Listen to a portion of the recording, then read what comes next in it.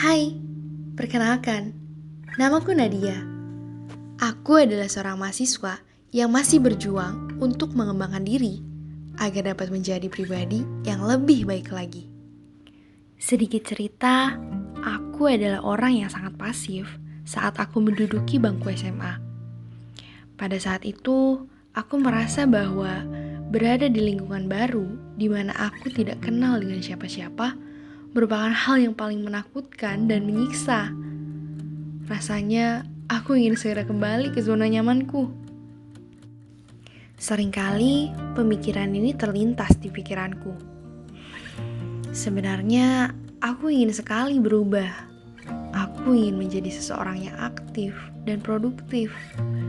Aku tidak bisa terus begini, diam di zona nyaman dan tidak mau bergerak ke arah yang lebih baik.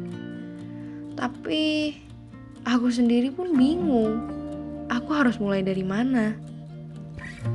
Sampai di suatu hari, aku mulai mengamati teman-teman di sekolahku satu persatu. Dimulai dari cara mereka berbicara, hingga ke cara mereka berinteraksi dengan orang lain. Keesokan harinya, secara perlahan, aku mencoba untuk melakukan hal-hal yang sudah aku amati sebelumnya.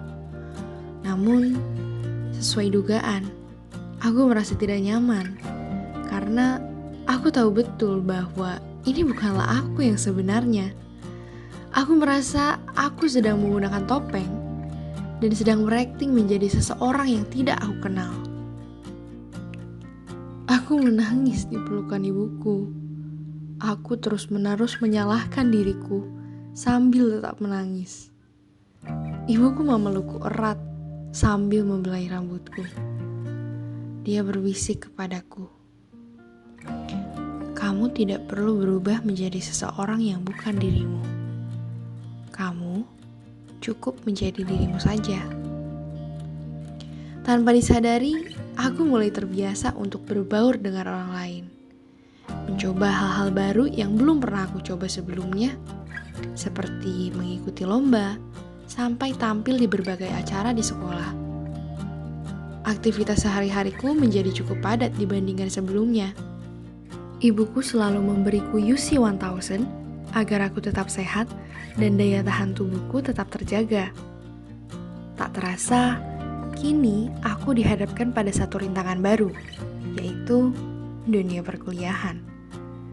Aku kembali memutuskan untuk keluar dari zona nyaman dengan berkuliah di luar kota, tepatnya di Tangerang. Dengan modal nekat serta restu dari kedua orang tuaku, aku akhirnya berangkat ke Tangerang sendirian dengan menggunakan jasa travel di kotaku. Dikarenakan situasi yang masih belum kondusif, perkuliahan masih diadakan secara daring. Awalnya, aku merasa sedih karena tidak bisa merasakan serunya orientasi mahasiswa baru dan berkuliah secara langsung. Namun, apa boleh buat, aku harus tetap menjalaninya dengan semangat. Setelah selesai dengan masa orientasi, dihadapkanlah aku pada dunia perkuliahan yang sesungguhnya. Selain berfokus pada perkuliahan, aku juga mulai mengikuti seminar-seminar dari kampus yang diadakan secara khusus untuk para mahasiswa. Aku juga mulai mendaftar pada suatu UKM di kampusku. Selain itu, aku juga mulai mendaftar menjadi seorang panitia dari suatu acara. Walau sempat gagal di beberapa wawancara, aku akhirnya berhasil di wawancara lainnya. Senang sekali rasanya karena aku diberikan kesempatan untuk bergabung dengan mereka. Karena aku sudah mulai aktif dalam organisasi dan kepanitiaan, jadwal harianku semakin padat. Bahkan terkadang adanya jadwal-jadwal yang saling bertabrakan. Belum lagi kalau ada tugas dan kerja kelompok. Setiap 2 hari sekali, ibu biasanya menghubungiku melalui telepon. Tapi selalu saja aku abaikan, karena aku memang sedang sibuk sekali dengan kegiatanku. Aku hanya mengiriminya pesan sesekali, seperti mengabari bahwa aku sedang rapat, aku sedang mengerjakan tugas, dan aku sedang ada kerja kelompok. Ibu dengan sabar menungguku untuk menghubunginya. Setiap ada kesempatan, dia selalu mengingatiku untuk meminum UC 1000 agar aku tidak jatuh sakit karena kelelahan.